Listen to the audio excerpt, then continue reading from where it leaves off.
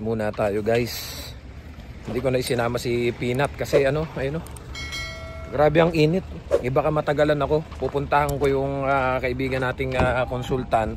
May mga ilan lang akong katanungan kasi palit pala ako ng tsinelas. May ilan lang akong mga katanungan na gusto kong iklaro. Kasi may mga bagay na nakukonfuse ako doon sa mga bagong policy. And at the same time, may tanong din ako about dun sa mga entry ko ng US. Kasi medyo nako-confuse ako dun sa mga entry ko ng US. Kasi may kasama ako dito na Mexican na babae. May mga ilang entry siya sa US na hindi na niya na-declare. Kasi napakarami niyang labas-pasok ng US eh. So nung tinanong ko siya, sabi niya nalimutan ko na purge yung iba eh. So nung tumawag naman daw siya, sagot daw sa kanya kung ano lang yung natatandaan mo. So sa dami ng entry niya sa US, may mga 1 day lang nabalikan. So hindi na daw niya na-declare. So yun yung inaalala ko din. Pero anong nangyari? Lumabas naman yung portal 1 niya. Yung kalalabas lang ng portal 1 niya. Nauna sa akin eh, ng application. Halos magkakasabayan kami. So ako naman, may mga entry ako sa US na 2 hours lang, 3 hours lang. So basta, explain ko na lang sa inyo later at baka kayo ay maguluhan din. So yun yung gusto kong iklaro dun sa consultant na kaibigan natin, which is pupuntahan ko ngayon. Hindi ko na sinama si Peanut. Oh, grabe ang init. Oh, nakakaawa naman kung iiwanan ko siya dito sa car. Baka mahilo. Ang ginagawa ko nga pag nalabas kami minsan, nakabukas na lang yung aircon, nakababa pa yung bintana. Tapos naghahanap ako ng parking na yung yung may shade ba, nasa ilalim ng puno, ganon. Baka ma-heat stroke pa yung anak ko, nakakaawa naman. Iniwanan ko na lang sa kwarto. Tapos binuksan ko yung electric fan, binuksan ko yung bintana para mahangin siya. Then pag uwi, may aasikasuin pa ako dito sa Abbotsford. Saka ko siya isasama. At least yun ay mabilisan, hindi na ako papasok sa mga establishment na matatagalan. So punta lang ako ng Chilliwack, makadaan na rin siguro doon sa mga ilang Pinoy store doon para hindi ko nabibilin dito sa Abbotsford. Alam niyo nung mga nakaraan, mas dumami yung mga pumupunta dito, mga nakakausap ko, mga nagme-message sa akin na mga naghahanap ng LMIA. Yung iba, kalimitan, puro out of status na talaga. Dati mga may 6 months, 7 months, 8 months pa na validity ng working permit eh. Yung ngayon mga naka-restoration na lang. Yung inilalapit nga sa akin ng mag-asawang kaibigan ko dito sa Abbotsford, puro 2 months restoration na lang, yung iba out of status na talaga. So sabi ko, ay mahirap ka ako yan kasi yung LMIA ngayon, bukod sa mabagal na ang process, plus additional pa yung working permit na process, mas matagal yun. Kaya sabi ko nga, alanganin na. Kung lilipat naman sila ng ibang province, tapos wala silang status, tapos saka pa lang sila maghahanap, medyo tagilid na po talaga. Alam nyo po, even dito sa amin, parang hindi na rin kami sigurado eh. Alam nyo kung bakit? Nabanggit ko na to nung mga nakaraan, i-update ko lang uli kayo. Kasi until now, ang dami pa rin nagme-message, nagko-comment, sir ako na lang, sir baka may bakante pa. At totoo lang po, tatapatin ko na kayo. Nung mga una talaga, nagsabi sa amin si boss na kailangan ng tao mag-o-offer ng LMIA. Kaya lang, dediretsuin ko na po kayo para di na kayo umasa. Even kami parang alanganin eh. Alam niyo yung may kasama kami na nabanggit ko nga sa inyo na magre-renew, hindi pa nakaka-apply ng PR. So 10 months na lang yung kanyang working permit. Kinakailangan niya ng LMIA para makapag-renew dito sa amin.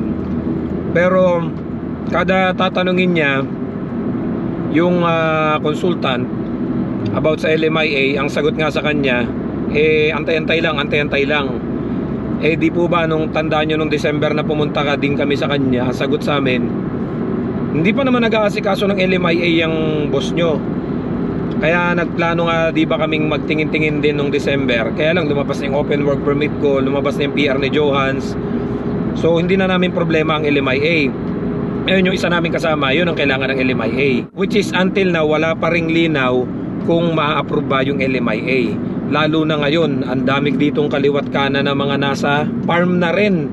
may dairy farm, may poultry farm, na mga nagme-message sa akin. Even ako nagugulat, sabi ko, ano pong work nyo? Bakit po kayo hindi na na-renew?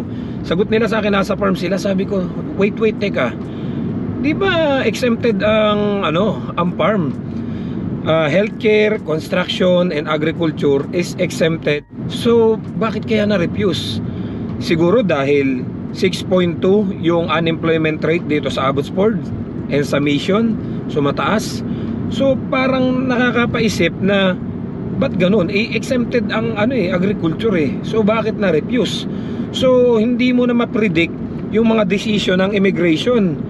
Kaya even yung kasama namin na mismong na dito na nagtatrabaho na ilang taon na dito sa farm, nagtitingin-tingin na rin, naghahanap na rin. And then yung iba, naghahanap sa amin ng LMIA sa ngayon. Kaya nga sabi ko nga po, si boss, walang idea yan.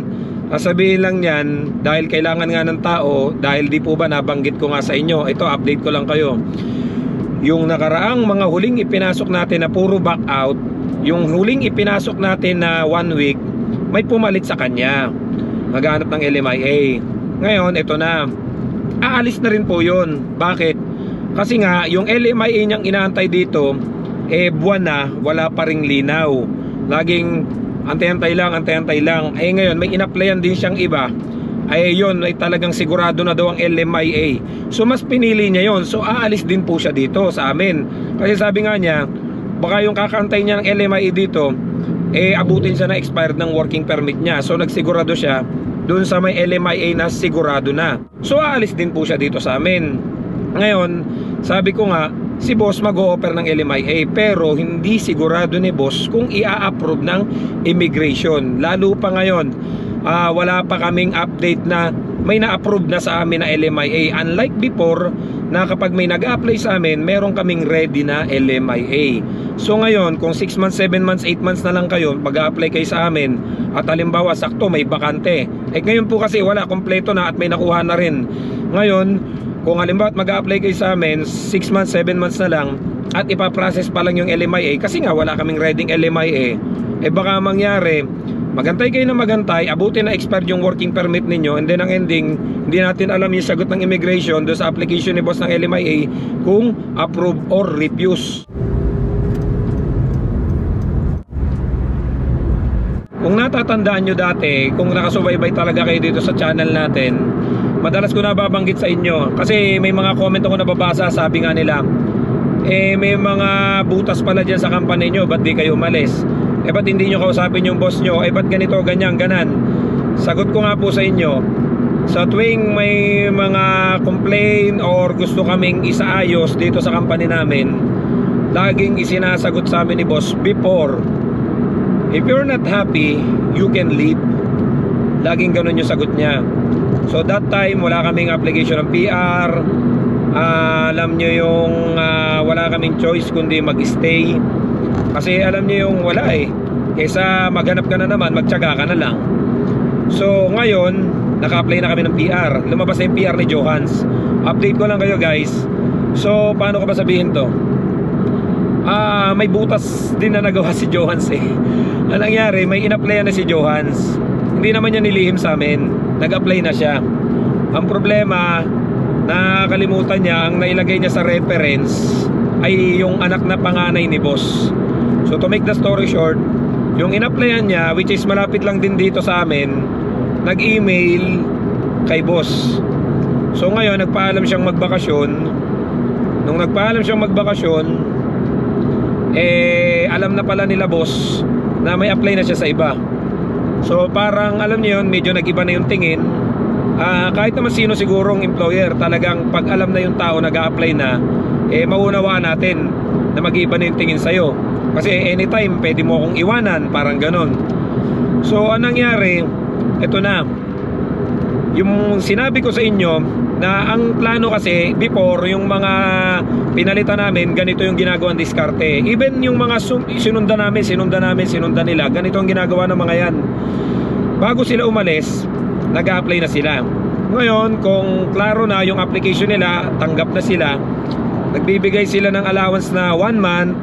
And then kapag lilipat na sila, naghahanap din sila ng kapalit. And then sasabihin nila, boss, magre-resign na ako. And then nakahanap na ako ng kapalit. Ito, pwede na nating i-train to para pag alis ko may kapalit na ako. Ganun yung ginagawa. So ang nangyari, dahil nga nagkabiglaan, dahil alam nga ni boss na anytime pwede na siyang iwanan ni Johans, which is sabi naman ni Johans, hindi pa naman ako natatanggap. Pero sabi nga ni boss, ganun pa rin yun. Anytime pwede mo na akong iwan. So nagulat kami, hindi na nangyari yung plano na kami yung hahanap ng kapalit namin. Ang nangyari, binigla kami ni boss, may kapalit na kagad si Johans na ite-training. Kahit na hindi pa siya paalis at hindi pa siya selected do sa inaplayan niya. So, pero nag-iba yung tono. Kung dati, ang sinasabi sa amin, if you're not happy, you can leave. Kasi alam namin nung mga panahong yon, napakadali ng LMIA dito sa company namin Pwede kami palitan anytime. Pwede silang kumuha ng tao anytime. Pwede silang mag-offer ng LMIA, makakakuha ng panibagong tao, magbibigay sila ng working permit. Pero ngayon po, sa dami nga nang nare-refuse at sa dami ng mga temporary workers na napapauwi, nag-iba yung tono ni boss. Alam niyo sagot niya nung kinausap niya ako, kasi alam niyang magkaibigan kami ni Johans Sagot niya, hindi siya basta pwedeng umalis. Sabi ko nga, Jo, nag-iba yung tono ni boss. Dati sabi niya, pwede kayong umalis anytime. Ngayon parang ayaw tayong paalisin. Ayaw paalisin si Johans, even ako. Kaya nga sabi ko nga, nagkwentuhan kami ng mga katrabaho ko. Sabi namin, ba't parang nag-iba yung tono? Dati, nung di pa tayo nakaka-apply ng PR, sagot sa atin, pwede na kayong umalis kahit na anong oras na gusto nyo. Ngayon, parang ayaw tayong paalisin. Siguro, ito yung naglalaro lang sa namin sa isip namin siguro, dahil nga yung LMIA alanganin, hindi namin sure hindi na namin sure.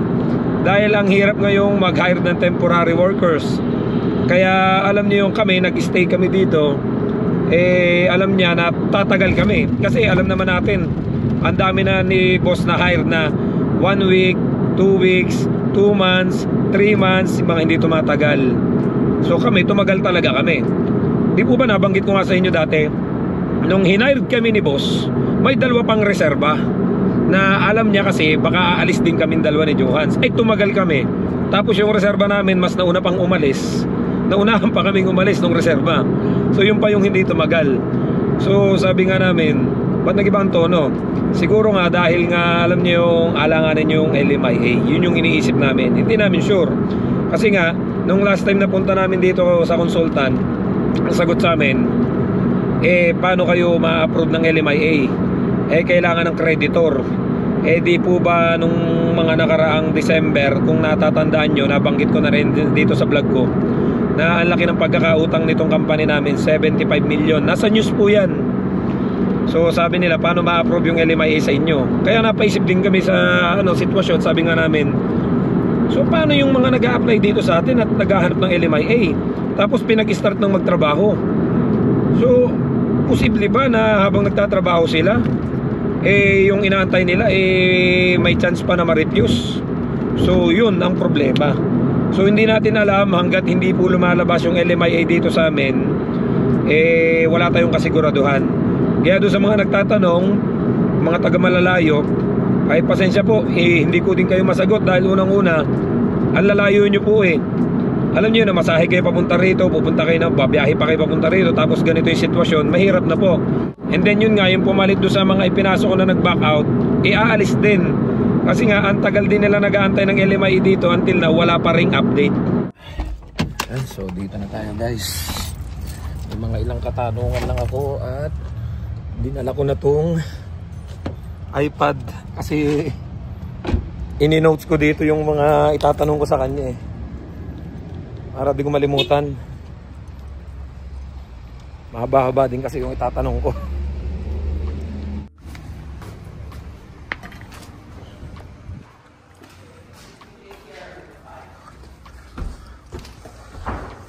A few moments later.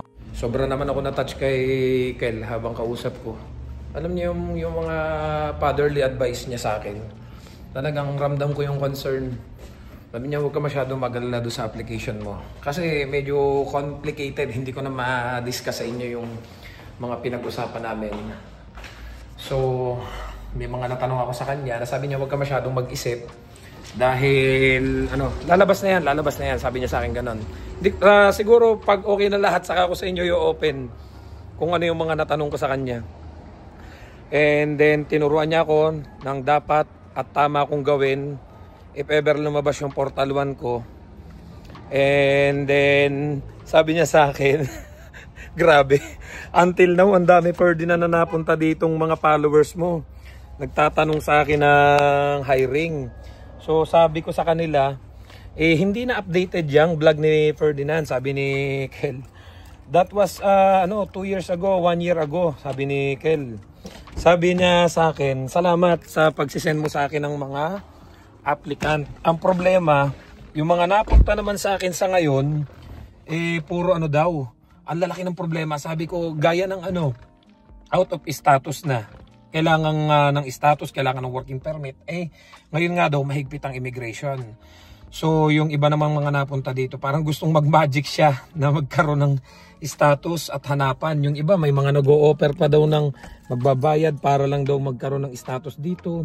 So, sabi niya, Ferdinand, sabihan mo yung mga followers mo na hindi ako magician. Yung dati, nung in-interview mo ako, talagang may bakante ako. Meron akong hotel, meron akong construction, meron akong farm, meron akong food counter, marami. So sa ngayon, ang dami ng pagbabago sa immigration. Marami talaga ang mapapauwi, marami ang talagang mawawala ng status. So mahirap po talaga. Kaya sabi nga niya sa akin, thank you for giving me a lots of clients. Ang daming napunta dito. Kaya alam niyo po yung kada may tanong ako sa kanya, parang halos lahat libre nang ibinibigay sa akin yung kasagutan. Lahat ng gumugulo sa isip ko, lahat ng advice niya about sa immigration, ibinibigay niya sa akin ng libre. At marami din siya mga ibinibigay sa akin mga tips and advice na na-share ko din naman po sa inyo. Kaya doon sa mga kababayan natin na nakakapanood ng mga 2 years ago, 1 year ago kong vlog, nung nagpunta ako dito, kasi sabi niya sa akin, Ferdinand, tell your followers na marami akong hiring. May hiring akong ganito, ganan-ganan. Mayroon pang care aid, marami siyang hiring that time. So ngayon daw pumupunta pa rin. Sabi nga niya outdated na yung mga napanood yung vlog ni Ferdinand, sabi niya ganon. So napakabait, na touch ako sobra. Ang dami namin pinag-usapan na mga advice niya sa akin na talagang nagpawala nung iniisip ko. So malaking bagay din talaga yung kaya do sa mga nagsasabi nung before na kung may commission daw ba ako dito sa consultant, actually wala po talaga. Ang nakukuha ko po sa kanya, mga advice, tips, mga yung mga payo niya sa akin, mga dapat kong gawin. And kapag yung mga binabasa ko, mayroon ako mga hindi maunawaan, isang tawag ko lang po sa kanya or isang punta ko lang sa kanya, sinasagot niya sa akin ng maayos, kinaklaro niya sa akin ng maayos, kaya nagagawa ko ng maayos. Kung napansin nyo, ang dami kong DIY application na nagawa, BOWP, pag-apply ng open work permit, vulnerable open work permit, pag-apply ko ng PR, lahat, visa, lahat po yun nagawa ko ng DIY lang. Dahil nga sa pagbabasa-basa ko at the same time, may mga kaibigan tayong consultant na nagbibigay sa atin ng payo. So hanggang dito na lang guys, kahit pa paano may idea kayo doon sa mga pupunta dito guys. Sabi nga sa akin pala ni Kel, wala daw siyang hiring ngayon at ang higpit, ang daming mapapauwi. So ngayon ang mga inaayos niya yung mga application ng nag-apply ng PR at yung iba't ibang mga pathways na mga napunta dito nagpapatulong sa kanya. So don't forget to subscribe, like, and share this video para kahit paano may idea kayo sa mga buhay namin dito sa Canada. I love you all. God bless you sa next vlog. Bye bye.